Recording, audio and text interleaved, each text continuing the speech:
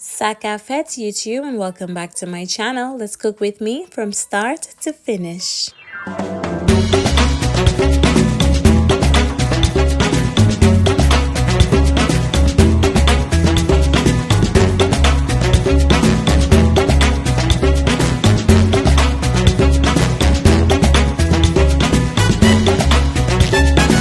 Hello my darlings, it's so nice to have you back here in my kitchen for yet another amazing cook with me. Today we're making a whole chicken. Today we're making some good stuff. Got my chicken I got from the butcher. I only buy my chicken from the butcher nowadays because I think it's so much better quality than if you buy it from the store. And yes darlings, we're gonna go ahead and clean it up now. I'm gonna be using this method today called spatchcock, and it's pretty much where you cut open the backbone and lay the chicken flat. I find it helps the chicken to cook more evenly and it cooks quicker too. So this is what we're doing. So I did go ahead and locate the backbone, and I'm gonna use my kitchen shears just to cut that off. Okay, usually I cut it off completely, but my hubby loves the backbone, so I'm just gonna cut on the side of one and I'm just gonna cut that chicken open. Okay, so very simple to do. Make sure you're using some sharp kitchen shears to do this.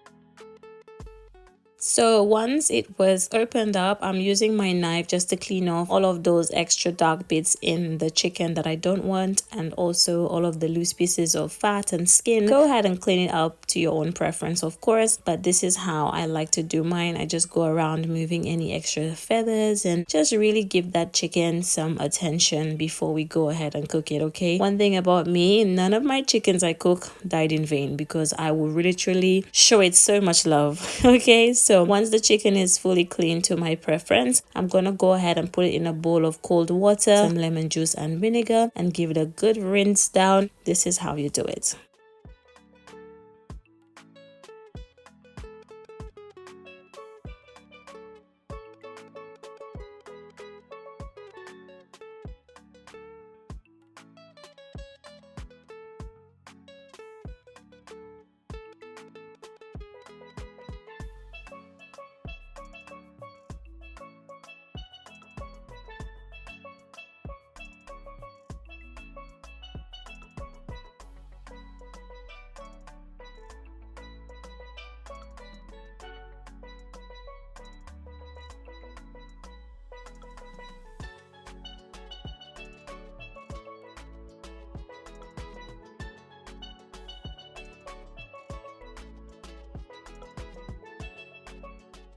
So after giving the chicken a good rinse down, I still let it soak for at least 10 to 15 minutes. The longer the better, and it's nice and fresh and it smells good too. And yes darlings, to season, I'm gonna go in with some oil. I'll also go in with some salt. I'll go in with some of my all-purpose seasoning, as well as some mixed herbs, which is a mixture of marjoram, thyme, basil, parsley, all that good stuff. I'll add paprika for color and a little bit of celery powder. You don't have to add that, but it's just a nice little flavor it adds to the chicken. And you want to massage that in. Make sure to get it underneath, make sure to get it on the top. Once you rub it in all the way, all that seasoning should be covering the chicken fully.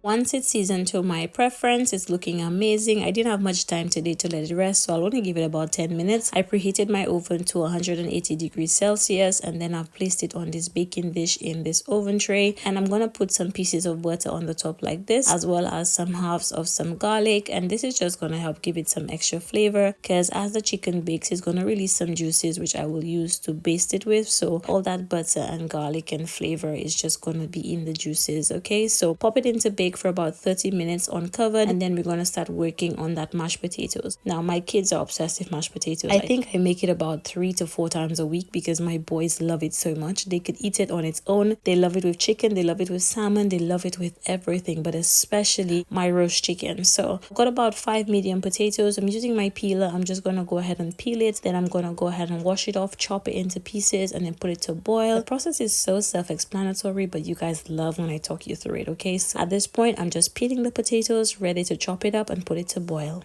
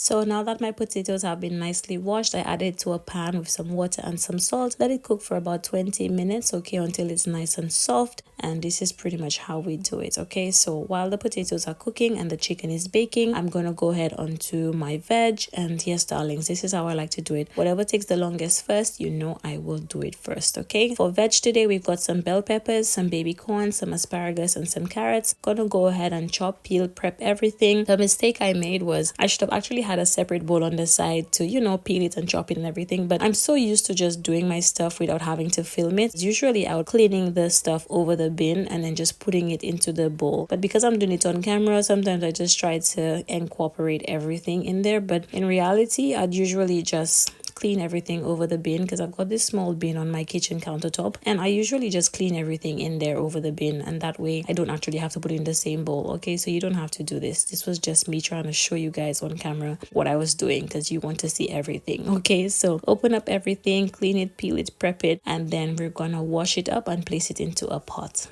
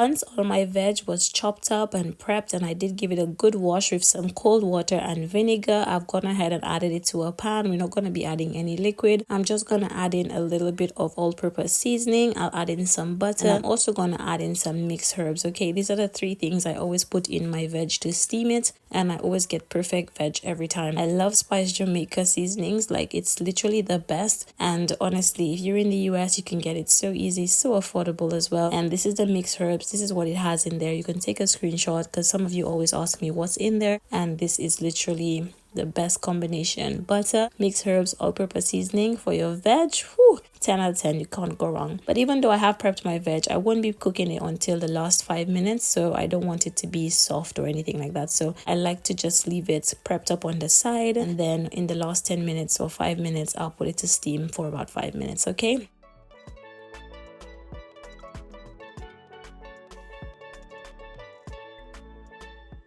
So at this point, it's been about 30 minutes. My chicken is looking amazing. As you can see, it's released some of these beautiful juices, so I'm gonna use this big spoon here and just scoop those juices back on. Usually I use a baster, but sometimes you guys don't have some of these fancy gadgets, and I just want to let you know you can make it, you can do it with everyday ingredients. You don't need to go buy no fancy equipment to cook any of my dishes. Just use a spoon and scoop up the gravy onto the chicken. That will allow it to remain nice and moist and juicy and prevent it from drying out. Okay.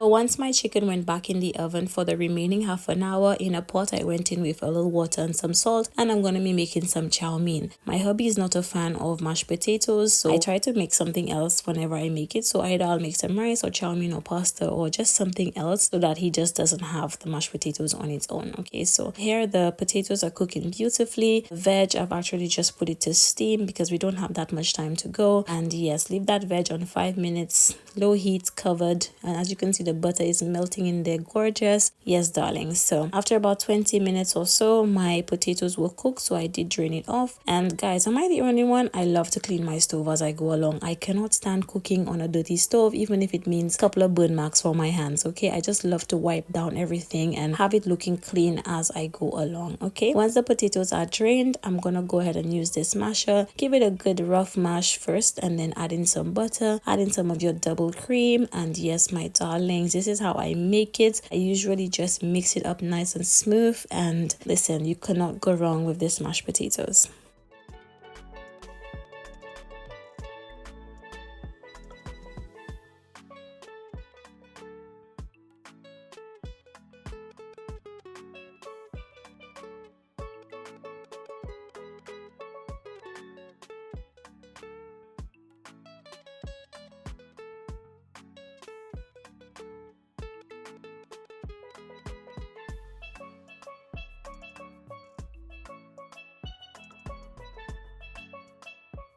Mashed potatoes were all done. I put some butter on the top and just let it melt. And yes, my darlings, in a pan that I was cooking the chow mein, I actually went ahead and I put some oil and some green seasoning, and I'm just gonna let that fry down for a minute or two. This was some frozen green seasoning cubes. I put in the microwave for about 30 seconds, and then I'm gonna go in with some of my all-purpose seasoning. I'm going with some of my mixed herbs too and some paprika for color, and then I'm just gonna go ahead and mix that up before tossing in my cooked chow mein in there. And this is how to get some flavorful chow mein. You don't have to make it over the top. Sometimes a little bit of seasonings goes such a long way, and this is how I love to make mine. Really nice seasoned chow mein. 10 out of 10.